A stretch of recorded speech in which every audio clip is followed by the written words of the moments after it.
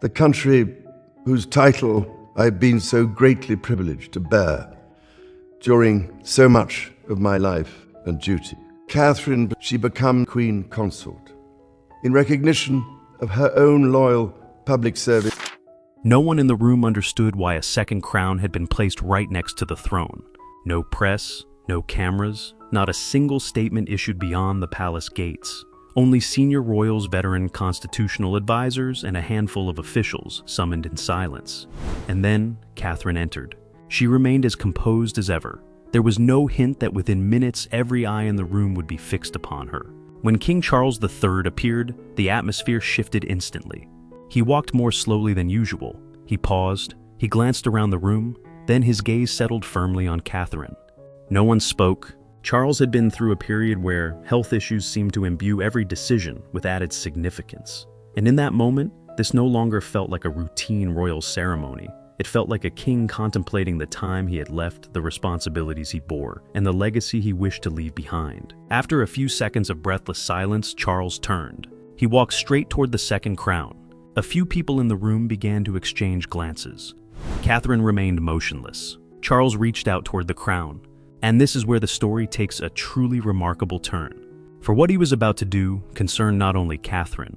It involved William, the future of the monarchy, and a question Charles had seemingly pondered for years. Who would hold the public's trust as one generation of royalty drew to a close and the next began? Before we continue, if you enjoy behind-the-scenes royal stories told with depth and drama, please subscribe to the channel so you don't miss the next installments. And there is one thing I really want to know. Where are you following this story from? Please leave your city or country in the comments section. I always love knowing where in the world we are all following this story from. Now let's go back to that room. Charles is standing before the crown. Catherine is right opposite him. And no one present knows exactly what is about to happen. What led Charles to this decision? To understand why Charles's gaze lingered so long on Catherine in that private room, one must look back to the day the British monarchy seemed to lose its greatest anchor. On September 8, 2022, at Balmoral Castle in Scotland, Queen Elizabeth II passed away. For the royal family, this was not merely the loss of a monarch. It was the disappearance of a stabilizing force that had endured for decades. Throughout her reign, Elizabeth II did more than simply occupy the throne. She became a symbol of continuity, a figure upon whom the entire institution could rely as Britain navigated crises, political shifts, and periods of internal royal turmoil. She possessed something no constitutional document could easily replace: institutional experience. She knew when to speak and when to remain silent. She knew how to project a sense of stability that the public could feel, even when far more complex issues were unfolding behind palace doors. And then in a single day, that presence was gone. Following Elizabeth II's death, a question began to loom over the royal family. It was not a question of who would succeed her that had long been determined by law. Rather, it was a far more difficult question. Who could one day inspire that same sense of stability and trust? That was the greatest void Elizabeth left behind. 8 months later, on May 6, 2023, Charles III was crowned at Westminster Abbey. The ceremony marked the official beginning of a new reign. Yet for Charles, the throne carried a unique weight. Behind him lay the immense legacy of Elizabeth II. Ahead lay a royal family that had to adapt to a vastly different era. Charles understood clearly that, legally speaking, the future was not in doubt. After him came Prince William. After William came Prince George. That line of succession was clear, stable, and virtually beyond dispute. Yet Charles also understood that a monarchy cannot survive on the order of succession alone. One might be legally designated as the heir, but that does not automatically inspire an emotional bond with the public. An institution may exist on paper, but if it loses its connection to the people, it gradually forfeits its most vital soft power. And this was where Charles began to distinguish between two very different concepts. On one hand, there was legal succession. On the other, there was the role of spiritual and symbolic leadership. William would succeed Charles. That was a given. But who would help the next generation of the royal family cultivate the sense of approachability, stability, and trustworthiness that Elizabeth II had maintained for decades? That question was becoming increasingly important. Charles began to observe those around him more closely. How they reacted under pressure, how the public responded to them. Who had the ability to walk into a room and instantly calm the atmosphere? Who could represent the royal family without needing to assert their authority? And in that process, the name Catherine began to feature more frequently in his thoughts about the future. At the time, however, these were still long-term considerations. Charles still had time. The royal family could still prepare step by step, or so everyone thought. For in February 2024, Charles himself received a diagnosis that suddenly made the concept of the future feel no longer like something distant. And just a few weeks later, another family member also had to face news that could change everything. And then what Charles had once viewed as a question for the years ahead suddenly became an issue of the present. On February 5th, 2024, Buckingham Palace announced that King Charles III had cancer. That announcement immediately altered the rhythm of royal operations. Charles began scaling back public engagements to focus on his treatment, yet notably he did not completely step away from his duties as king. Behind closed doors, the work continued. He continued to sign important documents. He continued to receive essential reports. He continued to attend meetings that could not be postponed. And he continued to fulfill the constitutional functions required of the throne. Outside the palace, the public saw a king battling illness. But inside, Charles faced an even greater challenge. He was forced to reflect deeply on time, on what he could still accomplish, on the responsibilities he could not simply leave behind, and on who would help safeguard the stability of the monarchy, should his health one day no longer permit him to maintain the same pace. But before the royal family could fully adjust to that news, a second shock arrived. On March 22, 2024, Catherine appeared in a video filmed at Windsor. Not in a grand hall, not amidst a royal ceremony. There were no ceremonial robes, crowns, or entourages surrounding her. There was only Catherine sitting in a quiet space telling the public that she was undergoing treatment for cancer, specifically its preventive chemotherapy. That moment changed so much. For years, Catherine had always presented a virtually flawless public image. People watched where she stepped out of her car. What outfit was she wearing? At which event did she appear? How did she stand beside William? Every minor detail could become a topic of conversation. But after that day, all those things suddenly seemed less important. The biggest question was no longer, what is Catherine wearing? But rather, is Catherine okay? It marked a profound shift in how the public viewed her. For the first time in years, Catherine did not appear as a perfectly curated royal figure. She appeared as a mother, a wife, a woman facing something that millions of families around the world understand all too well: fragility, uncertainty, and the fear that accompanies illness. Following that announcement, Catherine stepped back from most public life. She focused on her treatment and devoted time to her family, especially to the 3 children she shares with William: Prince George, Princess Charlotte, and Prince Louis. During those months, the silence surrounding Catherine took on a different meaning. The public no longer demanded her presence, no longer questioned her absence from various events. Instead, many simply waited and hoped she would return when she was truly ready. What was remarkable was that during this same period, both Charles and Catherine were fighting their own battles against illness. One was the monarch bearing the weight of current responsibility. The other was the woman who would stand beside the future king. 2 vastly different roles, yet they were united by a deeply human experience. And perhaps it was here that Charles's view of Catherine began to shift profoundly. For strength does not always manifest in moments of triumph. Sometimes one's true self is revealed only when placed in a state of extreme vulnerability. Charles witnessed Catherine facing illness without turning it into a spectacle. She did not seek to elicit pity. She did not let public pressure dictate the pace of her recovery. She stepped back, she protected her family, and she fought a quiet battle. For Charles, this was perhaps a test for which no royal education could have prepared anyone. Yet Catherine navigated it before the eyes of the entire world. From that moment on, Catherine's story was no longer merely that of a beloved Princess of Wales. It evolved into the story of someone who had moved beyond fragility to reveal a completely different kind of strength to the public. And as Catherine began her recovery, Charles came to realize that the bond she was forging with the public might be even more significant than any title. By September 2024, according to the narrative, Catherine had completed her course of preventative chemotherapy. Yet notably, she did not immediately resume the packed schedule she once maintained. Her return was gradual, selective, and entirely devoid of any sense that she was trying to reclaim the spotlight she had stepped away from. She appeared only when she felt her presence was truly meaningful. This in turn made each of her appearances all the more significant, not because she needed to prove she was back, but because the public understood that every time she stepped out to meet them, it was the result of a recovery process they had silently followed for months. From late 2024 into 2025, the palace began closely monitoring public reaction to key members of the royal family. A clear picture emerged. King Charles III continued to command the respect due to a monarch who persisted in his duties while undergoing medical treatment. Queen Camilla enjoyed a certain level of public approval. Prince William remained viewed as a reliable figure and the one destined to shoulder the greatest responsibilities in the future. Yet the reaction to Catherine carried a different nuance. It went beyond mere support. It resembled a form of emotional loyalty. People did not see Catherine simply as the Princess of Wales.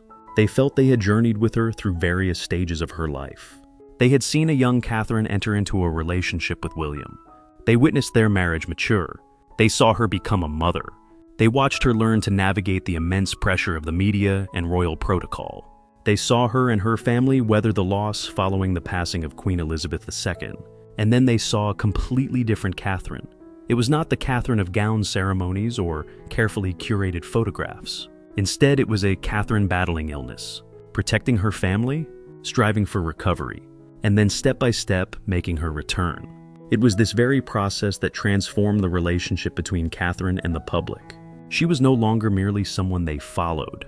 She became someone they worried about, someone they waited for, someone whom so many longed to see healthy again. In this narrative, Princess Diana is cited as a significant point of comparison, not to suggest that Catherine is like Diana in every respect, but to highlight that the monarchy has rarely seen a royal forge such a powerful emotional connection with the public. With Diana, that power stemmed from her ability to appear relatable, vulnerable, and authentic. With Catherine, that bond was forged differently, more gradually, with less fanfare. Yet after 2024, it became clearer than ever. Catherine had experienced something that a title alone cannot create. She had made the public feel they understood a part of the person behind the royal image. And Charles had witnessed that entire process. He saw Catherine before her illness. He saw her during the months she all but vanished from public life. And he saw how people reacted when she began to return. For a monarch increasingly contemplating the future of the institution, this could not be overlooked. For Charles understood full well that the monarchy requires more than just a legitimate successor. It needs individuals capable of inspiring the public to keep believing in it. William would succeed to the throne. That was never in doubt. But another question began to take shape in Charles's mind, a more subtle question, and perhaps just as important. If William was the one destined to wear the crown, who would help him hold on to the public's heart, it was from that very question that private conversations began to take place. Not in front of the cameras, not during official ceremonies, but at Highgrove and Buckingham Palace, where the name Catherine began to surface with increasing frequency in discussions about the future of the monarchy. In the months leading up to the coronation, King Charles III engaged in a series of private discussions, first at Highgrove and later at Buckingham Palace. There were no press releases, no public schedules, and no outward signs that these meetings were laying the groundwork for a ceremony of such profound symbolic significance. The circle of participants was very small. Charles, a few senior constitutional advisors, and for the most critical decisions, Prince William was also brought into the conversation. The first point to clarify is that these meetings were not intended to alter the line of succession. There was no plan to place Catherine ahead of William, no intention to change Prince George's position. Legally, the situation remained entirely clear-cut. William remained the heir to the throne, and Prince George followed him. But the subject Charles wished to discuss operated on a different level. It was not a question of who would become king, but rather, when that day arrived, how would the public perceive the monarchy? That was the issue that gave these meetings their importance. For Charles understood that, while the right of succession might be guaranteed by law, trust is not, respect is not, and the emotional bond between the people and the royal family certainly cannot be passed down simply through a name on a list of succession. In those discussions, Catherine's name came up with increasing frequency, not because she required a new title, but because her conduct over the years was beginning to be viewed from a different perspective. Advisors considered her ability to connect with the public without appearing distant. They looked at her composed demeanor during major events, and the way she handled difficult moments without allowing them to escalate into media crises. She has the ability to step in during times of uncertainty and instill a sense of stability simply through her presence.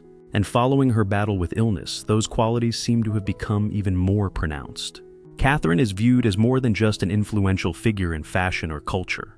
The narrative suggests that the palace has begun to regard that influence as a form of soft power. An outfit she wears can generate an immediate impact. A single visit can command widespread attention. But more importantly, her conduct can shape public perception of the royal family itself. That is something Charles cannot overlook. The documentary cites royal commentator Richard Fitzwilliams, who holds the view that Catherine has become an essential component of the monarchy as it heads toward 2026. And that perspective aligns with the direction of behind-the-scenes discussions. Catherine is also beginning to take on increasingly significant responsibilities. The granting of royal warrants serves as an indication that her role is no longer merely ceremonial. These steps are being taken carefully, without fanfare, without creating the impression of a sudden promotion. Each change must appear natural, as if Catherine is simply continuing along the path she has walked for years. Yet Charles is fully aware of the underlying purpose. He is not looking for someone to replace William, nor is he seeking to establish a rival power base to the heir. What he seeks is someone who can stand beside William when the ultimate responsibility eventually falls upon his shoulders. Someone who can ensure that future is not only legitimate, but also commands public trust. And the more he deliberates, the closer Charles seems to be getting to the answer. For in his eyes, Catherine possesses the very thing that an ancient institution cannot simply create by decree, an innate confidence. But before Charles could articulate that confidence into a clear message, he needed to see one more thing. How would Catherine return after her illness? Would the public connection last only as long as their concern for her? Or could she step back into royal life and transform that experience into an enduring source of strength? The answer began to emerge during the 2025-2026 period, and it was those very months that brought Charles a step closer to the crown, awaiting him behind closed doors. In 2025, King Charles III maintained a very demanding public schedule, undertaking a reported 535 public engagements throughout the year. That detail is significant. It demonstrates that Charles had not stepped back from his role. He remained a working monarch, still present, still fulfilling his responsibilities, still showing that illness would not dictate the pace of his reign. Yet continuing to work while undergoing treatment also made Charles increasingly aware that time and health are variables beyond anyone's absolute control. By December 2025, the narrative surrounding Charles's treatment had shifted to a more cautious phase. In a message supporting the Stand Up to Cancer campaign, he spoke about the disease not merely as a king, but as someone who had personally experienced the uncertainty accompanying diagnosis and treatment. This lent a greater sense of realism to his reflections on the future. It was not that Charles was preparing to abdicate. Rather, he understood that, while a monarch might continue to give their all, one cannot pretend that time is infinite. And just as Charles was confronting this reality, Catherine was entering a completely different chapter. By January 2026, she confirmed that her condition was in remission. A brief update. Yet, for those who had followed her journey since March 2024, it held profound significance. Catherine was back, but she did not return as someone untouched by hardship. That was precisely what made the difference. She returned as someone who had been forced to step away from the public eye, someone who had lived with uncertainty. She had prioritized her health and family over public duties. Yet after it all, she returned with the same composed demeanor. There was no need to proclaim her strength, no need to turn her recovery into a performance. Her presence spoke for itself. One of the moments that best illustrated this shift occurred on St. Patrick's Day 2026, when Catherine carried out duties with the Irish Guards in Aldershot. In her honorary military role, she appeared as more than just a royal, fulfilling a ceremonial obligation. She exuded a different kind of presence. Warmer, more assured, calmer. The way Catherine interacted with those present showed she did not need to maintain distance to uphold her standing. On the contrary, it was her ability to connect that strengthened her position. And Charles continued to watch. He saw a Catherine who had done more than just return to work. He saw a Catherine tempered by crisis. That made a world of difference. For in an institution where image is often crafted through ceremony, Catherine now possessed something ceremony could not create: genuine lived experience. Then came a much smaller moment. No grand hall, no military pageantry, no constitutional advisors. At Evelina London Children's Hospital, a girl named Adrienne, then 10 years old, looked at Catherine and asked a very simple question. "Are you the queen?" Catherine paused, smiled, and responded to the child with gentle natural ease. Officially, of course, the answer was no. Catherine was not yet queen. William had not yet ascended the throne. Charles was still reigning, yet precisely for that reason that moment holds special significance in the story. A child did not view Catherine through the lens of the line of succession, did not see her through the prism of constitutional law, did not define her by her official title. The little girl simply looked at the person before her and asked that question. And for Charles, moments like these speak volumes far more than any report ever could. For they reveal that Catherine is beginning to embody the image of a future queen in the public eye even before the title is truly hers. Not because anyone has instructed the public to view her that way, but because that image is emerging naturally. By now, Charles has found almost all the answers he needs. Catherine has weathered illness. She has returned. She has maintained her connection with the public. And more importantly, that bond did not vanish once the crisis passed. If anything, it seems to have grown even stronger. Now only one final question remains. What will Charles do with the conviction he has formed? And the answer awaits him in the very room we saw at the beginning of the story. A silent room, a Catherine unaware of what is about to unfold, and a second crown resting beside the throne. And so, the story returned to the very place it began. That room, that crown, and a silence that made even the slightest movement feel heavy. No one spoke. Senior members of the royal family sat motionless. Constitutional advisors kept their eyes fixed on Charles. Palace officials with decades of service understood that this was no ordinary ceremony. Charles stood at the front of the room.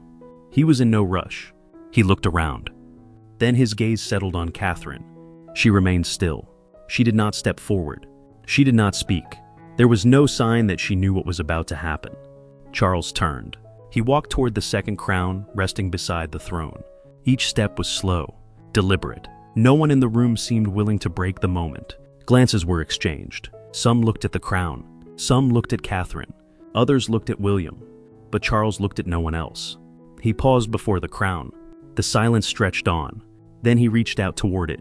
And in that moment, it was as if the private meetings at Highgrove, the discussions at Buckingham Palace, the years of observing Catherine, and even Charles's own experience with illness, all converged at a single point. He turned toward Catherine. Their eyes met. There was no long speech, no dramatic declaration, no announcement that the law had changed. For in reality, the law had not changed. William remained the heir. Prince George remained next in line after William. Catherine was not added to the line of succession. No position was taken from William. No new throne was created, but what Charles did carried a different significance. It was more subtle, and perhaps that is precisely why it was so powerful. It was a symbolic acknowledgement, a way for Charles to convey almost without words, "I see the role Catherine will have to shoulder in the future." Not the role of someone standing in for William, but of someone standing beside him. Someone capable of remaining calm when the world around them grows turbulent. Someone who has proven she can navigate a crisis without losing the public's trust. Someone who can help the royal family maintain a sense of connection in an era where faith in institutions can shift rapidly. Charles had spent years observing this. Now he was making it clear to everyone in the room that he too had reached his own conclusion. Catherine stood motionless. There was no celebration, no broad smile, no exaggerated reaction. And that is exactly what made the moment so powerful. For this was not a personal victory, not a competition. It was more like the quiet acceptance of a responsibility that could not be measured by titles, nor by the order of succession. It could only be measured by trust. Once the gesture was complete, Charles stepped back, and the room fell into absolute silence. No applause, no murmurs of conversation, just the shared sense that everyone present understood they had witnessed something far more significant than its outward appearance suggested. News of the event was not immediately released to the outside world. It was shared discreetly, through the palace's private channels, little by little, without fanfare, without a massive media campaign, and the initial reaction by all accounts was not an uproar. It was silence. People needed time to grasp what it meant. Then following that silence, a different feeling began to emerge. Relief. Not because the throne had changed the hands, not because William had been replaced, but because the message was becoming clear. The future of the monarchy is not merely being prepared through the laws of succession. It is being prepared through people. And Charles appeared to have chosen the person he believed could help the next generation safeguard the hardest thing to protect: public trust. Yet this leads to the ultimate question. If William is still the one destined to be king and George is still next in line, what exactly do Charles's actions change? The answer does not lie in the Constitution. It lies in what Charles wishes to leave behind, his own legacy. And that is the most important point of the entire story. For if we view what transpired in that room merely as a royal formality, we miss a far greater significance.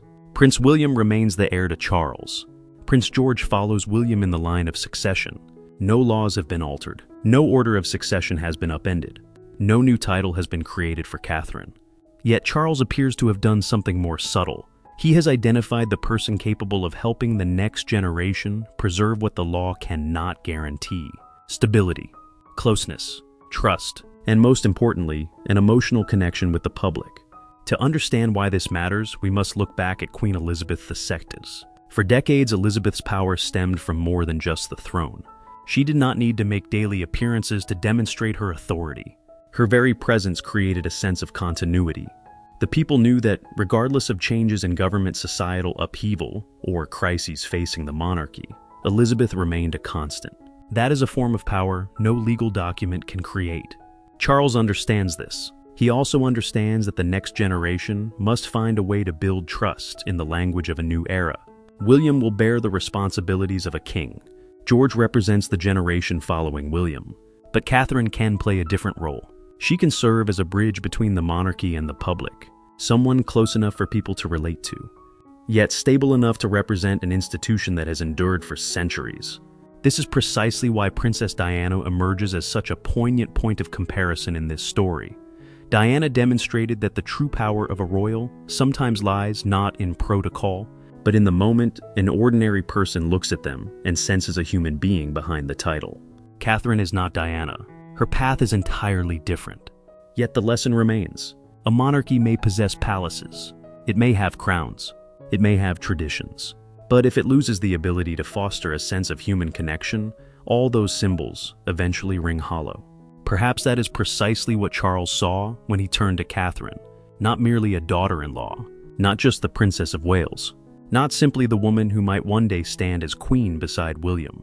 He saw someone who had endured pressure-loss illness and the scrutiny of the entire world, yet remained composed. Someone whom the public does not merely watch. They care about her. They look forward to seeing her, and they want to see her keep moving forward. That is something a crown cannot bestow. Yet a crown can serve as a symbol that Charles has recognized this truth. And perhaps this is the real question he is trying to answer. As one generation draws to a close, what makes people want to believe in the next? Charles's answer, at least in this story, seems to be the person, not the title, not the protocol, not the power inscribed on paper, but the character of the individual behind those titles. And that is a lesson worth carrying with us long after the story ends. For this lesson is not meant solely for the royal family. In any family, organization, or generation, what truly keeps people connected to us is not the position we hold. It is the trust we build when we no longer need to prove who we are. Titles can be bestowed, power can be transferred, but trust must be built day by day, especially during the most challenging times. Perhaps that is the greatest value in Catherine's journey. True strength is not about never being vulnerable, but about how one moves through vulnerability while maintaining dignity, a sense of responsibility, and the trust of those around them. And if Charles truly wishes to leave an enduring legacy, perhaps that legacy lies not only in what he achieves during his reign, it also lies in recognizing the right person to trust with the next chapter. Do you believe that King Charles's most important legacy might not lie in what he holds on to for himself, but in the person he chooses to trust with the future? If you think Catherine could become one of the most vital pillars of the next royal generation, please leave a comment saying yes. And before you go, I'd really love to know, where are you following this story from? Please leave your city or country below. Because even though we may be in very different places, there is one thing always worth reflecting on. Power may draw people's attention to you, but only trust makes them want to walk alongside you.